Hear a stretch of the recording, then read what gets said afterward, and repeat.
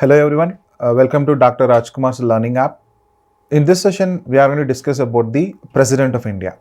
Part 5 of the Constitution deals with the provision of the President of India. So we'll see one by one. First one is election. The President of India shall be elected by the members of an electoral college, which means indirectly elected by the electoral college system.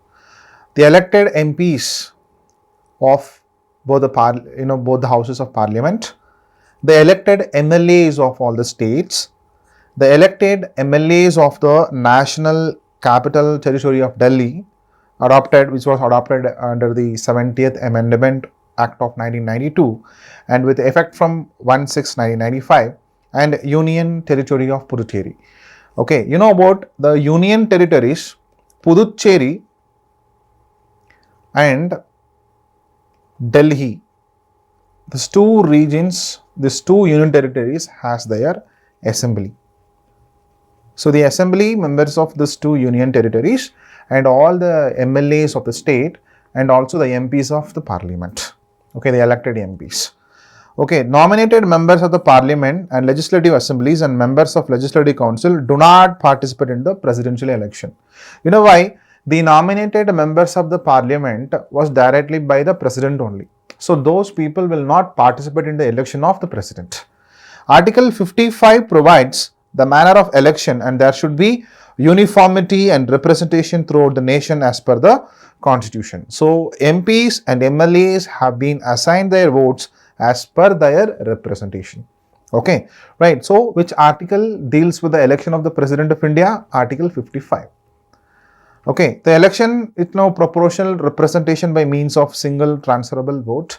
There will be a secret ballot, so everyone will vote for him. And all doubts and disputes arising out of the presidential election are directly decided into and inquired by the Supreme Court. The Supreme Court decision is final in terms of all the doubts related to the presidential election. The elections are monitored and conducted by the Election Commission of India. Only one president, that is Neelam Sanjeev Reddy, has been elected unopposed so far.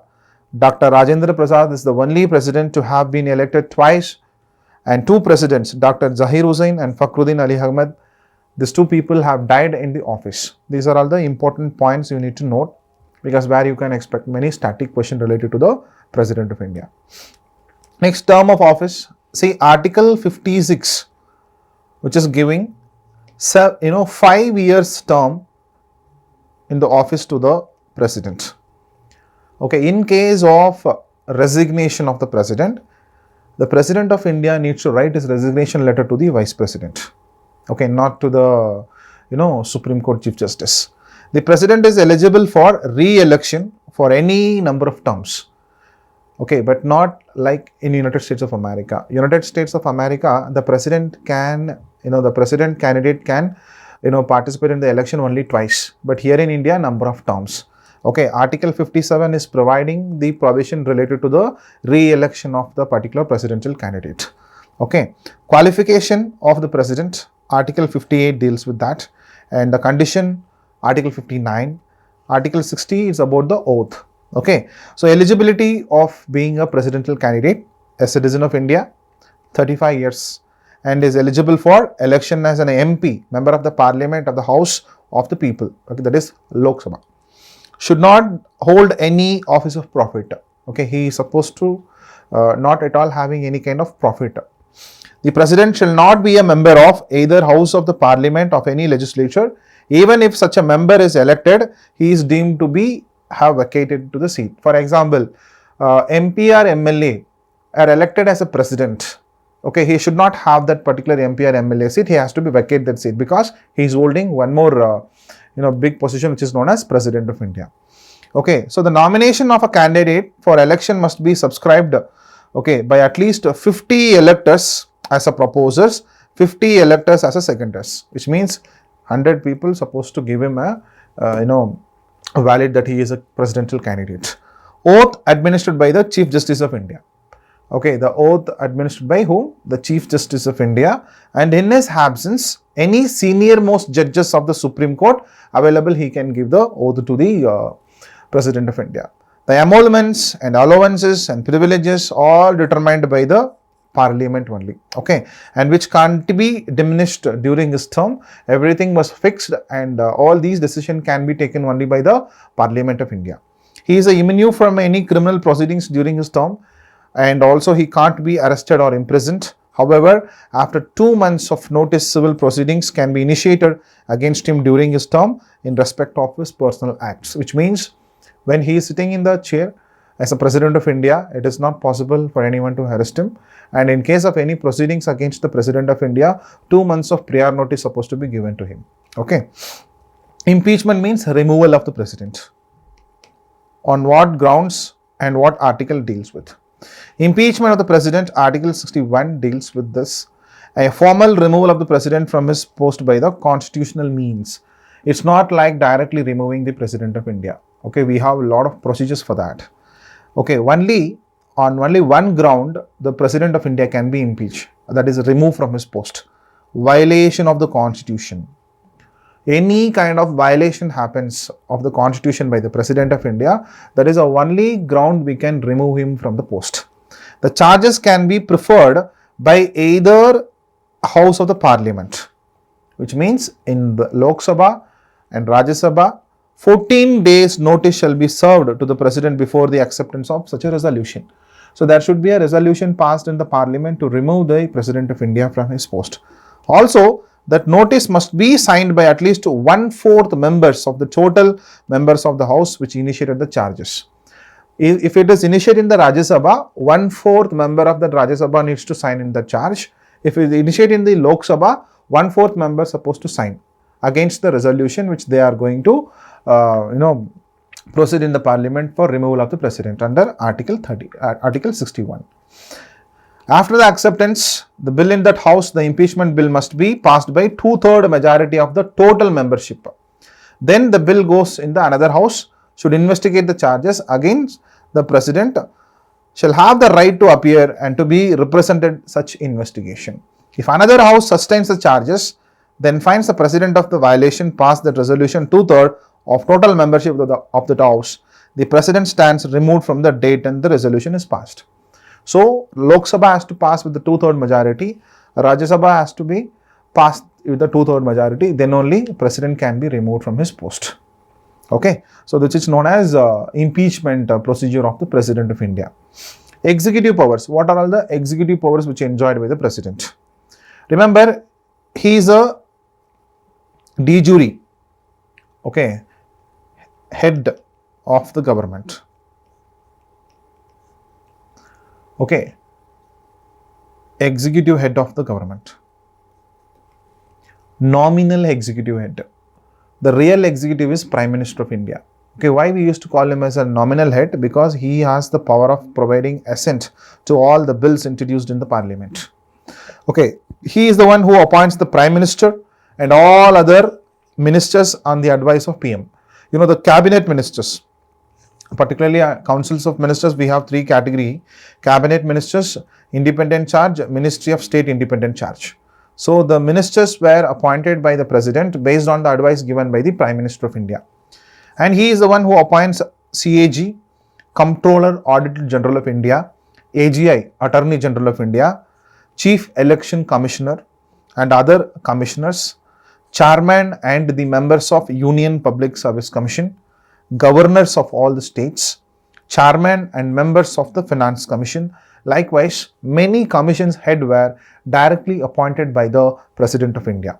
He appoints the Interstate Council and he is the one who can declare any area as scheduled area and decides on the matter of declaration of any tribe as the scheduled tribe.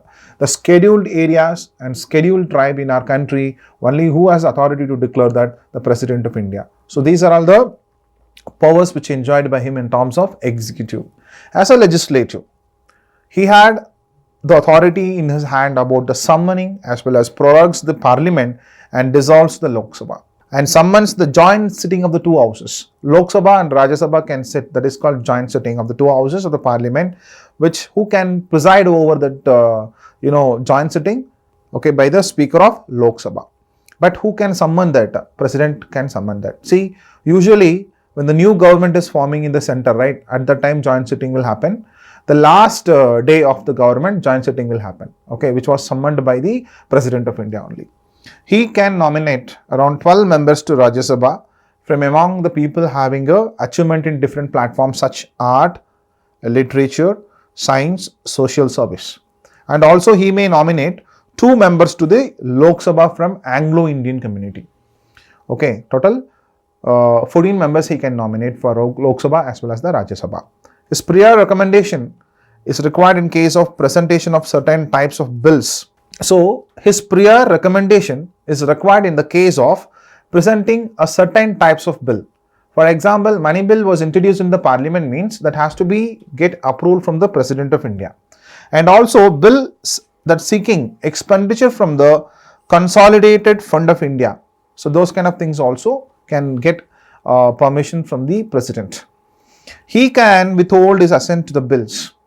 If any bills were passed by the parliament and it is going to the hands of President means he can withhold his assent. Assent means signature. And also he can return the bill to the legislature and apply pocket veto to bills also. He can keep some bills in his pocket and also he can send back to the parliament, send back the bills to the parliament for reconsideration, such a type. Okay. He can promulgate ordinances when the parliament is not in session. Parliament is going to be in session to take all the decisions. So when parliament is not in session, any kind of national issues was there. So he can come up with ordinances. Promulgation of ordinances means he has authority to make a temporary law. So the temporary laws which is known as ordinances. He presents the report of Finance Commission, CAG and UPSC before the parliament. No demand for the grant can be made except on his recommendation. Also, he is the one responsible to constitute a finance commission every 5 years for distribution of revenues between center and the states. So, finance commission used to constituted by the President of India only for the purpose of distributing the revenues between center and the state. Next, judicial powers. He is the one who is appointing the Chief Justice of Supreme Court and other judges and even the High Court judges as well. Seeks advice from the Supreme Court on any question of law. Any kind of judicial review comes to the Supreme Court and he has any doubts related to the law, he can ask question to the Supreme Court to give the clarification. He also grant pardoning power. Okay, and also he has the authority to promulgate the emergencies in India. As I told you, 3 emergencies. National emergency, 352 article. State emergency, also known as President's rule. If any state, if he is promulgating this article 356, that directly comes under the control of President.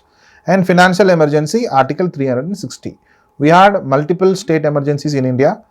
Only one national emergency in the year of 1975. We never faced any kind of financial emergency so far. But who had authority to impose all these emergency powers? President of India. Veto powers. Okay, 3 type of veto powers in terms of bills. Absolute veto, suspensive veto, pocket veto. The 3 types of veto. Okay, this is based on the lawmaking process. Withholding the assent to the bill. Okay, withholding the assent to the bill which is known as absolute veto. The bill then ends and does not become an act. Any bill was passed by the parliament which is sent to President of India for his assent, he used to withhold his sign. He will not provide the assent to that particular bill and that bill ends in terms of not at all becoming an act because the President of India has not provided his assent to the bill. Okay, next one is suspensive veto. I gave some example, you just read it on your own. Suspensive veto. Returning the bill for reconsideration. Any bill presented to the President by the Parliament, he can send that bill to do some alternate or changes or reconsider that bill. That power also he have. That veto power which is known as suspensive veto. Next, pocket veto. Taking no action on the bill sent to the President. There is no time limited provided by the Constitution within which the President has to give his assent or sign the bill. Okay, so if any bill goes to the President of India, there is no action taken by him. Okay, so he keep it on hold, which is known as pocket veto. Okay, remember, any constitutional amendment bill, any money bill, if sent by the parliament to the president, there is no point of keeping it in all these three veto, because president has to give his assent. Okay, he can reconsider it. If the reconsidered bill, suspensive veto bill, come back to the president, means president needs to give his assent. Constitutional amendment bill and also money bill, because those bills were passed by the parliament with 2/3 majority. Okay, so he needs to give his assent to the bills. Ordinance making power. I told you, right, some temporary law which comes under Article 123. When parliament was not in session, he can come up with the ordinances. The ordinances must be approved by the parliament within 6 weeks of time. When they reassemble of the parliament, the particular provision given by the president has to be approved. Okay, hence the maximum life of an ordinances which given by the president 6 months plus 6 weeks. Okay, he can issue an ordinance only on the advice of the councils of ministers which headed by the prime minister. Okay, he need to discuss. And pardoning power, pardon, reprieve, commutation, remission. Okay, respite to any person who convicted in any union law or by court martial, or in the case of death penalty as well. So he can reduce from death sentence to life imprisonment. He can reduce the number of years in the prison, and he can give pardoning to the death sentence also. So all these kind of pardoning powers under Article 72 of the Indian Constitution.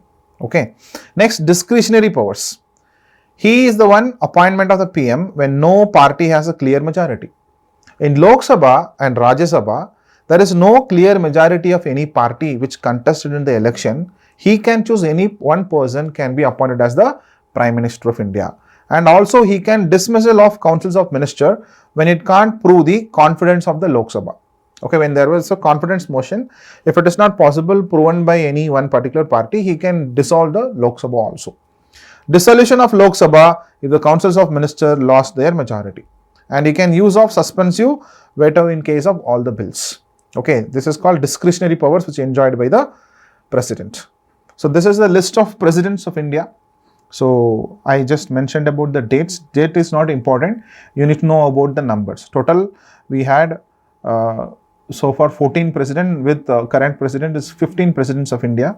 Dr. Rajendra Prasad is the first president of independent India. Okay, I have few information related to this presidents, so that you can have good information related to that. Okay, Rajendra Prasad, he was the one president who elected twice. Twice he elected as the president. And also he is the president during the time of the Constituent Assembly was formed. Dr. Sarvepalli Radhakrishnan is a philosopher and a great writer, and is a vice chancellor. Okay, is a vice chancellor also of Andhra and Benares University. Okay, next, Dr. Zakir Hussain. He is the first Muslim president of India, and Mr. V.V. Giri is the short-term president of our country. Mr. Fakhruddin Ali Ahmed, he is the president during the time of emergency, national emergency under the Prime Minister of Indira Gandhi. Okay, Neelam Sanjeev Reddy, he is the youngest Prime Minister of India, and he is elected as unopposed. And Gyani Zail Singh, he was a Chief Minister of Punjab, and first Sikh president of our country. Mr. R. Venkatraman, okay, he is the Chief Minister of Madhya Pradesh. And Shankar Dayal Sharma, okay, Shankar Dayal Sharma is also I think he is the CM of Madhya Pradesh. And K.R. Narayan is the 10th president of our country. And Dr. APJ Abdul Kalam, the only scientist who became the president of India. Okay, Srimati Pratibha Singh Patil, first women president of India. Okay, first women president of India. And Pranab Mukherjee, he was the person who received Padma Vibhushan Award and Parliamentarian Award also. And Mr. Ramnath Kovind, okay, he worked as a governor of Bihar. And Srimati Draupadi Murmuru recently elected as the president. She is from the scheduled tribe community. Okay, these are all the list of the presidential candidates and also presidents of India.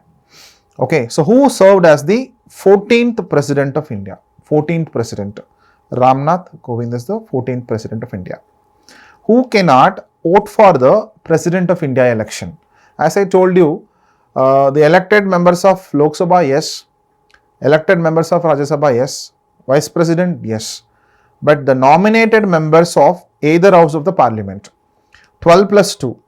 Because this 12 plus 2 were nominated directly by the president. So there is no point casting their vote because they only vote for president, right? So they don't want. Which article of the Indian Constitution deals with the impeachment of the President of India? Okay, President in India, which is removal. Okay, Article 61 of the Indian Constitution deals with the impeachment of the Indian President. Who was the first woman President of India? Pradeepa Patil. Okay, Pradeepa Patil. Who was the 5th President of India? I told you, Fakhruddin Ali Ahmed. He is the person during the emergency to become the President of India. So all these provisions and his powers and about the election and re-election, about okay, all these things you need to remember, and all the points are most relevant to your examination point of view. And remember, 5 lakh is the salary for the President of India. Earlier it was 2.5 lakhs, but it was increased into 5 lakhs. Okay, so you just go through all the slides and practice more questions. Okay, we'll see you in the next session. Thank you. Bye.